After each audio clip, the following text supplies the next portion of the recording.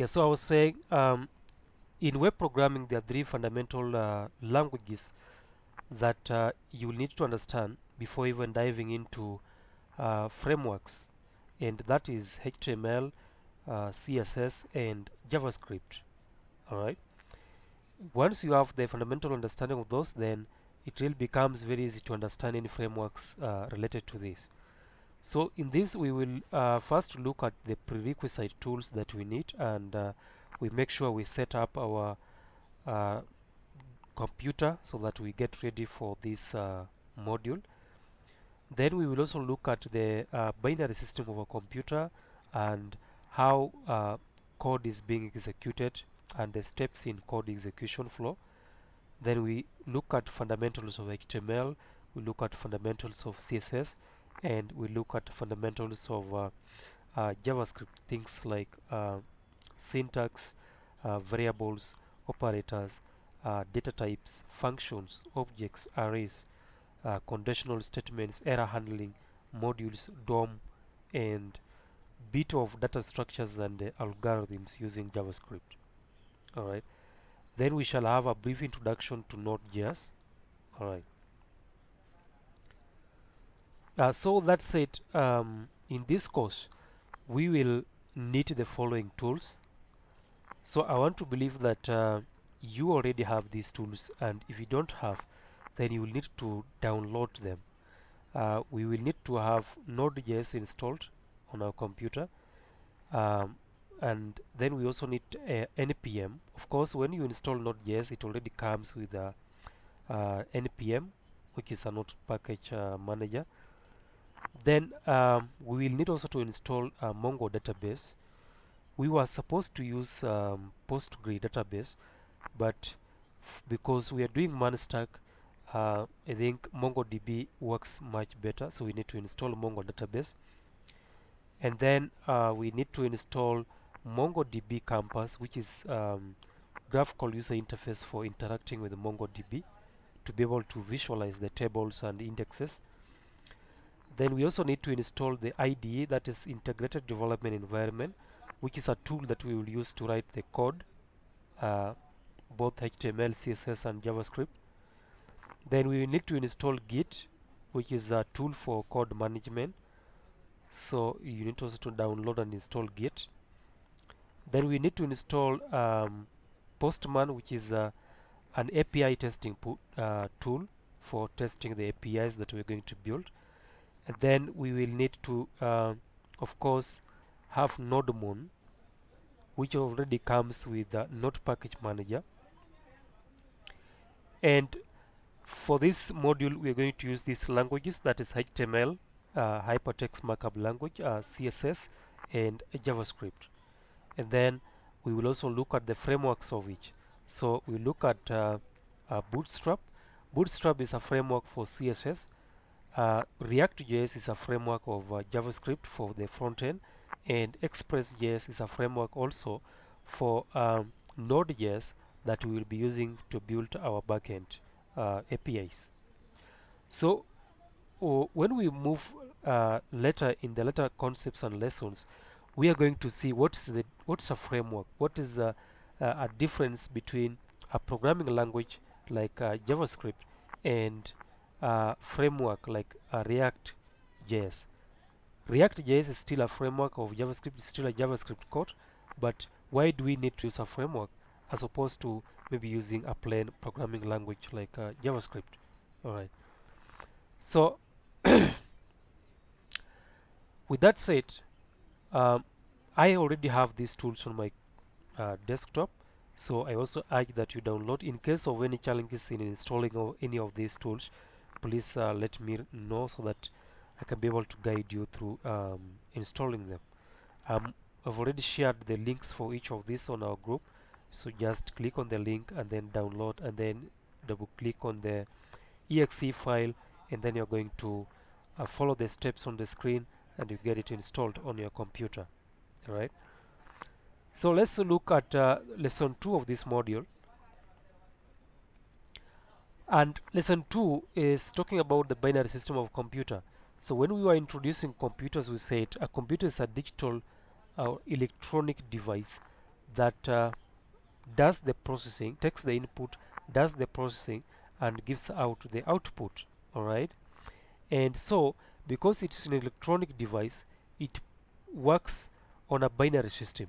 It works using two states, either 0 or a 1. 0 means that there is a current flowing through this circuit, and 1 means that there is current flowing through the circuit. 0 means there is no current flowing through the circuit. All right. So with that two states of a current flowing and current not flowing, we can be able to represent the data. And because of that, we say that the computer is based on a binary system, and this binary system we called the base 2 because it uses only two states. All right. So with that, we can be able to represent different types of data, for example numbers, text, images, audio, video, or whatever kind of data that you want to process in a computer. And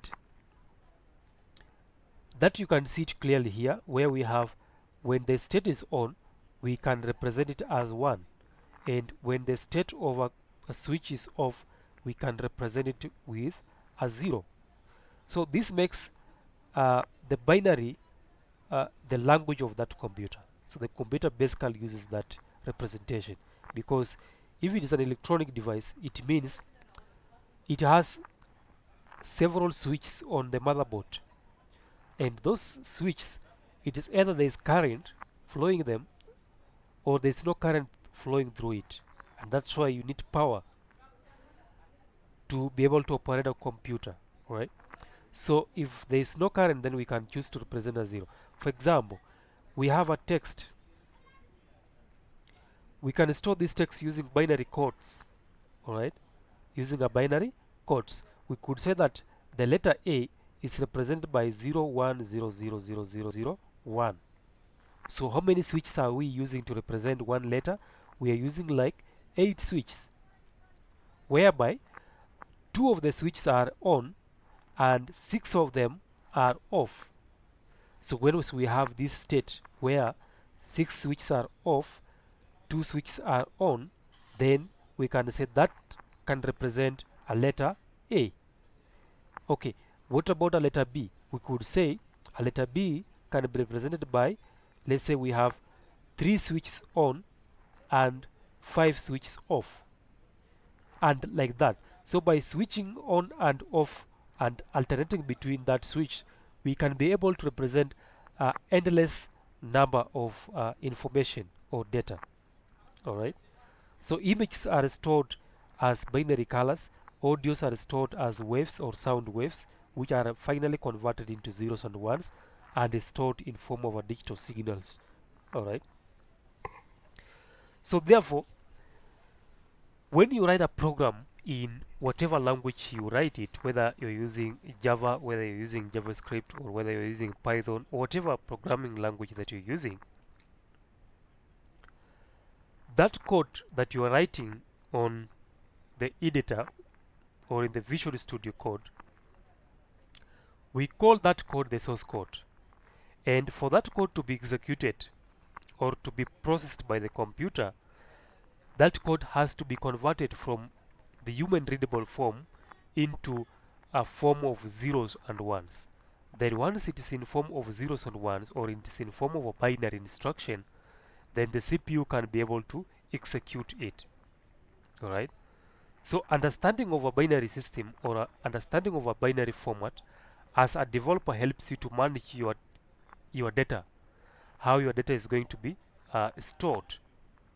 It helps you to understand applications and how the application will be able to perform, because you understand very well that if I use this data type, then it is going to take up this amount of space or amount of storage on the memory, and therefore how do I write my code so that I can optimize on the storage and optimize on the memory, as well as optimize on the CPU and processing speed. Right. So therefore it becomes very important to understand the concept of binary system and how code is being executed. All right. So the process of code execution is as follows. So the programmer or someone who's writing the code, normally they write they write that instruction in form of a code. So programming is giving instructions to a computer to perform a specific task. Let's say you are writing a code to tell a computer how to add two numbers. So that's an instruction. You give it like a series of instructions on how to take in a first number, take in a second number, and then do the addition of these two numbers and then display the result on the screen. So these are series of steps you are giving to a computer in form of a programming language, in form of a code. So once the programmer writes that code, then the code has to be translated or converted into zeros and ones. Once it is converted into zeros and ones, then that is what we are calling the machine code or the binary zeros and ones. Once it is in the machine code, then now the CPU can be able to process those binary zeros and ones. So the CPU somehow understands as those sequence of zeros and ones, and then it knows that this means this and this means that. Then it processes, and then it's going to give you the output again. So that output that comes from the CPU, again, it has to be translated from binary zeros and ones into a human readable form, into something a human being can be able to understand on the screen, right?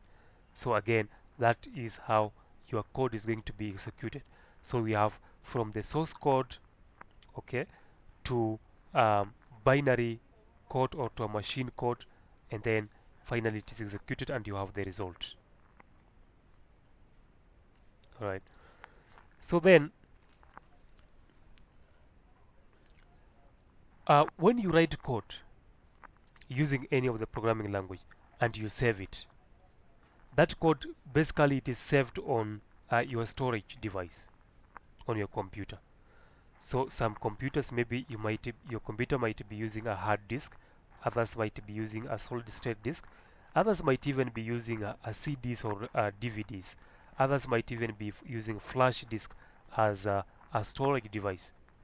So wherever your code is stored, it is on the storage device.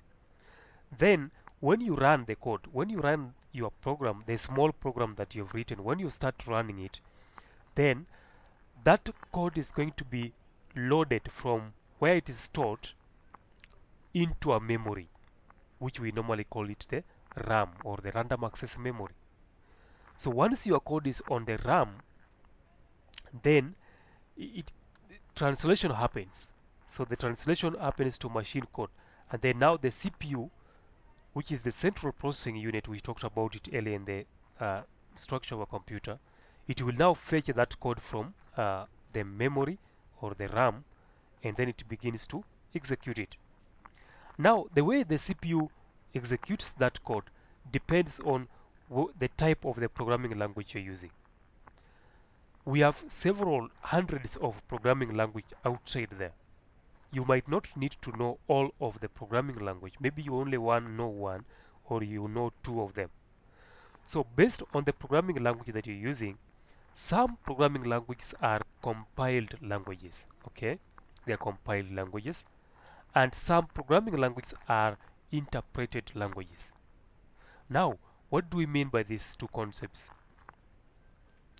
If a language is compiled language, an example of a compiled language is C++, C, even Java is an example of compiled language. So if you're using a compiled language like these ones, then the compiler is going to translate the entire program. So all the program that is in the memory, it will first be translated into zeros and ones before the CPU can start executing it. But if you're using an interpreted language like JavaScript and Python, then what will happen is that the code is going to be interpreted or translated line by line. Alright, so we fetch one instruction or one line of instruction from the memory, we translate it into zeros and ones, we execute it in the CPU. Then again we go back and fetch the next instruction, we translate it again into zeros and ones, and we execute it by the CPU until all the set of instructions are done, right? So that's what we mean by a language is interpreted. But if it is a compiled one, then first we fetch all the instructions from the memory, translate all of them into zeros and ones, and then execution happens by the CPU. So once the CPU does the execution, then what happens? We get the output. So there is output generation, and once there is an output, then already the program has finished execution, so the program terminates, right? So these are the steps in the code execution flow. First, code is written by the developer, that is a source code, using any programming language of their choice. The code is saved on the storage device, right? Then at the time of running the program, it is loaded into the RAM, and then it is either compiled or translated, and then it is executed by the CPU. Then we get the output, and finally the program terminates. Alright, so then we have this compiler. When we talk about translation, what exactly translates the code? Which tool do we normally use to convert the source code into binary zeros and ones? So for the case of compiled language, we use a software or a program called a compiler. For the case of interpreted languages, we use a software called interpreter. So where are these softwares? We don't need to install them explicitly. So they normally come with the programming language by default, right? So if today you come up with your own programming language, then you will also need to come up with a compiler that will be able to translate that programming language source code into a machine language, right? So that is to say, each programming language has a compiler for it that is able to translate that programming language into zeros and ones, right? And once you install the IDE in this case is the integrated development environment for writing the code for that language. Alright, for example, what is the IDE for writing a JavaScript code? It is VS Code, Visual Studio. What is the IDE for writing Java? It is IntelliJ. So once you install that IDE on your computer, the IDE itself comes with a compiler itself, so that when you write code in that environment, then the IDE is able to use the built-in compiler or interpreter to be able to convert that code into source code. Alright, so that's how code is being executed, and that's the summary of this particular lesson. In case you have any question, you can just go ahead and ask before we can wind up this class for today. Any question?